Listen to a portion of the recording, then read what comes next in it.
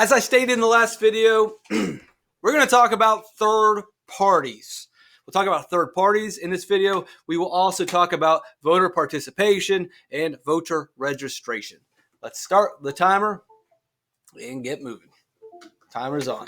In America, we basically have a two-party system. That means we have really two parties that are relevant, or two parties that can really get anything done. And those two parties are the Democratic Party and the Republican Party. Just the way it is.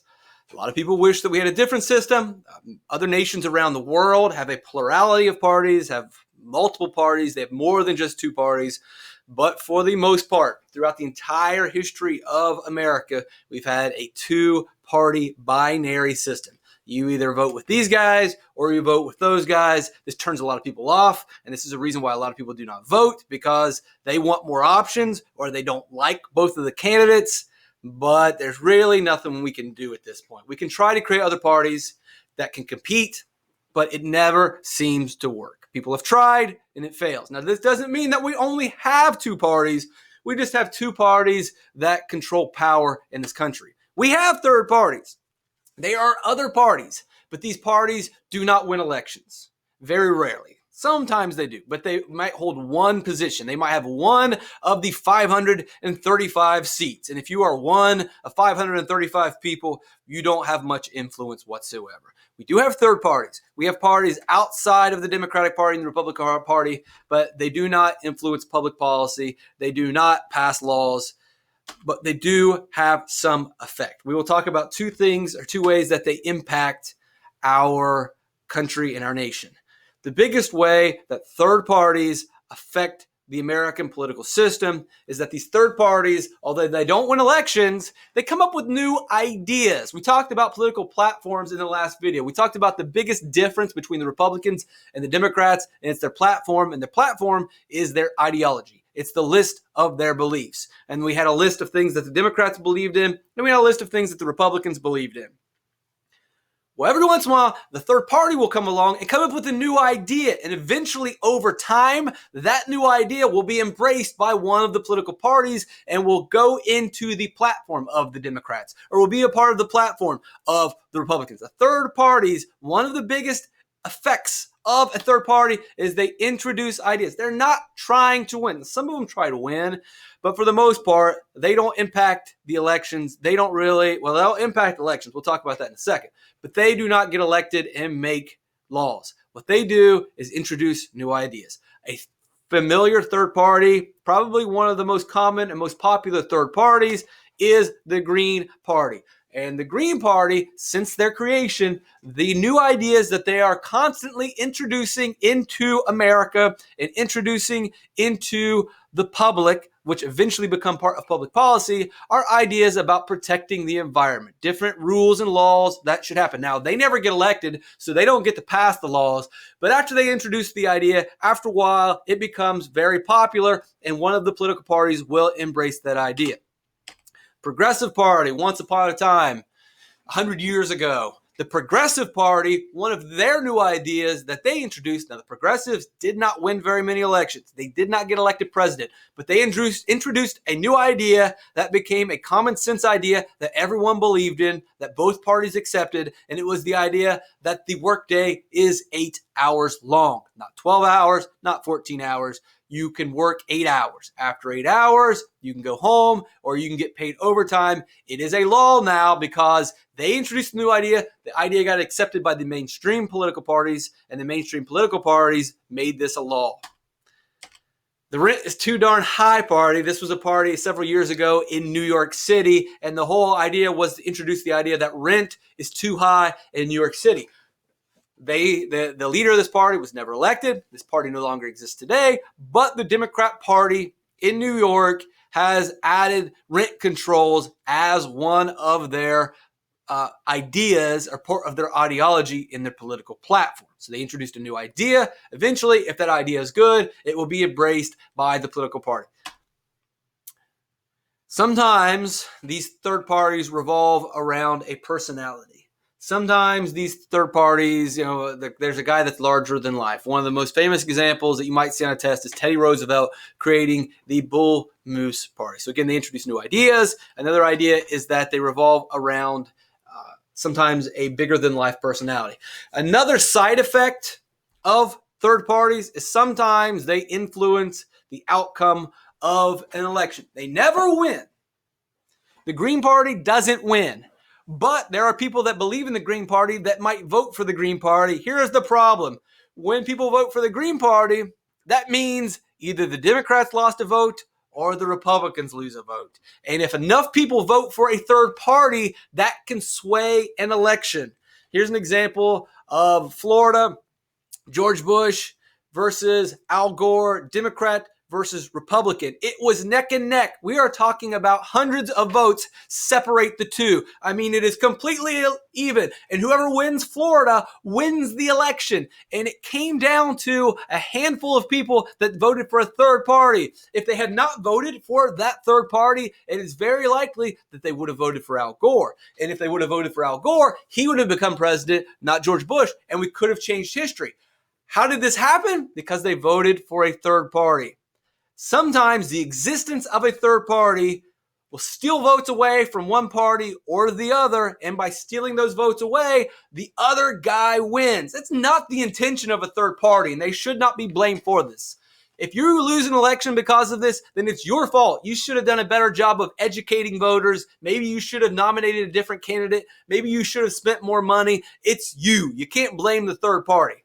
But from a historical perspective, we can see that there definitely is an effect to the third parties. They introduce new ideas, but sometimes they can influence the outcome of election by taking votes away from one party or the other.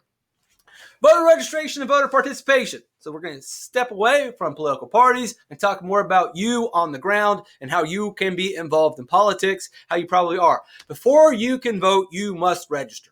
You can't vote without registering to vote.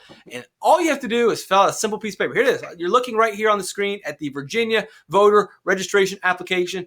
And it's going to vary from state to state, but it's not going to be much different. You'll give social security number, date of birth, phone number, your address. Why do they need to know this? Because depending on where you live, the ballot, meaning the thing that you vote on, will be different.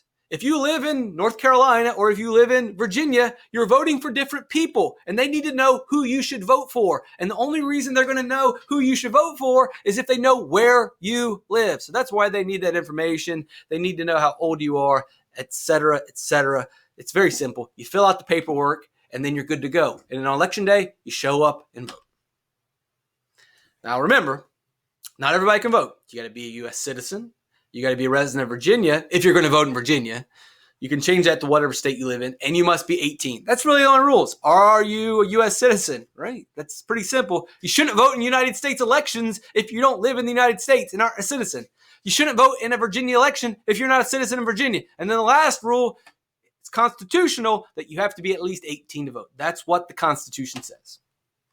Let's look more at this, right? U.S. citizen. So you got this. So just change that to North Carolina if you live in North Carolina. You got that. You may or may not have that. If you're not 18 years old, then sorry, you can't register yet and you can't vote. Will you be 18? So you might be like, well, I'm not 18 yet, but I will be 18. All right, well, then you're good to go. As long as you're 18 by the time the election. You may not be 18 on the day you fill this paper out, but if you are going to be 18 on the day that the election occurs, then you can fill this paper out. Residents. Pretty simple. Where can I go to register? There's a registrar's office in most states.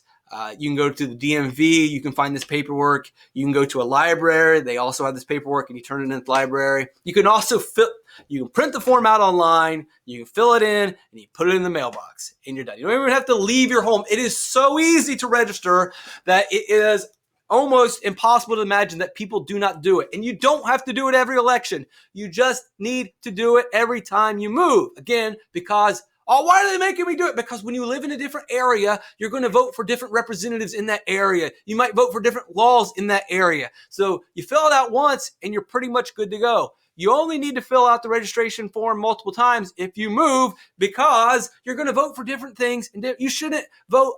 I moved from Ohio to Virginia. I had to register again because it wouldn't make sense to let me vote on laws and representatives in Ohio.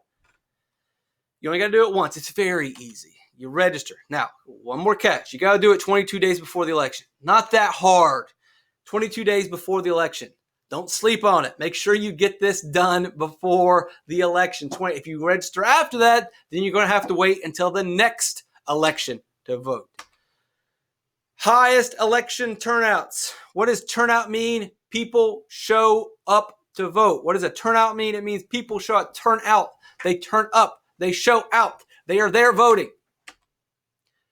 When do people vote and when do people not vote? Well, a lot of people like to vote when there are big issues. There's a lot of, like, if there's a war going on, then people are probably very interested in the government. If there is an economic collapse and a giant recession and people are struggling, that's a big issue. A lot of people will vote. The economy, jobs, money, taxes. If there are big issues about the economy and about business, then people will vote.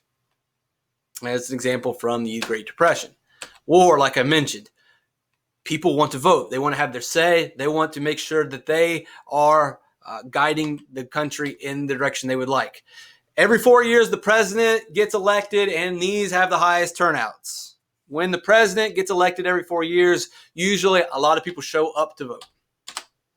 When do people not vote? Small issues and non-presidential elections. Right now, this year, in a couple months, there will be an election. The president is not going to be elected. He's not elected for another year, so it's about 14 months until the president's elected. This coming election in November 2019, no president means very low turnout. And people just not vote. And you can see that in this graph. Presidential elections are the ones in the purple. And obviously you can see most people showing up. Non-presidential elections are the ones in the green. So you're going to see. And then we're looking at age. So when there's a presidential election, people between the ages of 18 and 23, they like to vote. When it's not presidential, they don't show up.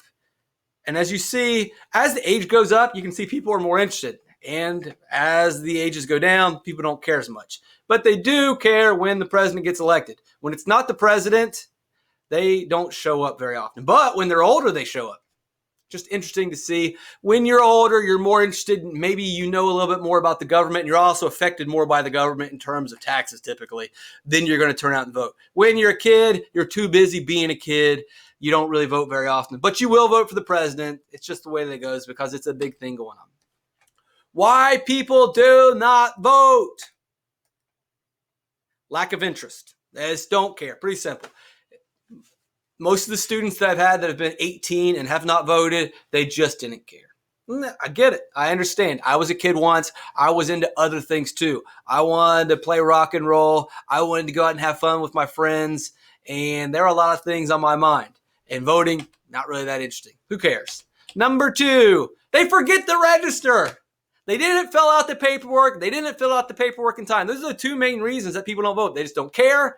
And then sometimes they do care. And they're like, oh, wait, I was supposed to sign up first. There's your 2 reasons why people don't vote. Forgot to sign up. Who doesn't vote? Now, this is not why. Don't get it confused. That was why.